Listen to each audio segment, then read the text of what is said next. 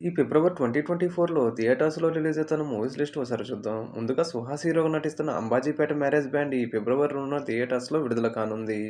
అలానే 'అవసరాల శ్రీనివాస్' హీరోగా నటిస్తున్న 'కిస్మత్' మూవీ కూడా ఈ ఫిబ్రవరి 2న థియేటర్స్‌లో విడుదల కానుంది. 'బిగ్ బాస్' ఫేమ్ 'సోహిద్' హీరోగా నటిస్తున్న 'బూట్‌కట్ బాలరాజ్' మూవీ కూడా ఈ ఫిబ్రవరి 2న థియేటర్స్‌లో విడుదల కానుంది.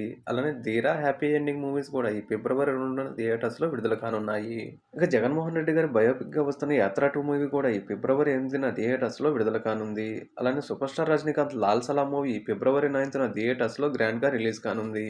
ఇక అలానే మాస్ మహారాజ్ రవితేజ గారు నటించిన 'ఈగల్' మూవీ కూడా ఈ ఫిబ్రవరి 9న థియేటర్స్‌లో విడుదల కానుంది. ఇక ఫిబ్రవరి 9న రిలీజ్ కానున్న మరో మూవీ 'టిల్లు స్క్వేర్'. కానీ ఈ మూవీ యాక్చువల్‌గా ఫిబ్రవరి 9న రిలీజ్ కావట్లేదు. మార్చి 29కి పోస్ట్‌పోన్ అయింది. ఇక సందీప్ కిషన్ హీరోగా నటిస్తున్న 'ఊరి పేరు భైరవకొన' మూవీ ఈ మూవీ ఫిబ్రవరి 16న థియేటర్స్‌లో విడుదల కానుంది. 'పాగల్ వర్సెస్ కాదల్' ఈ మూవీ ఫిబ్రవరి 14న థియేటర్స్‌లో రిలీజ్ కానుంది.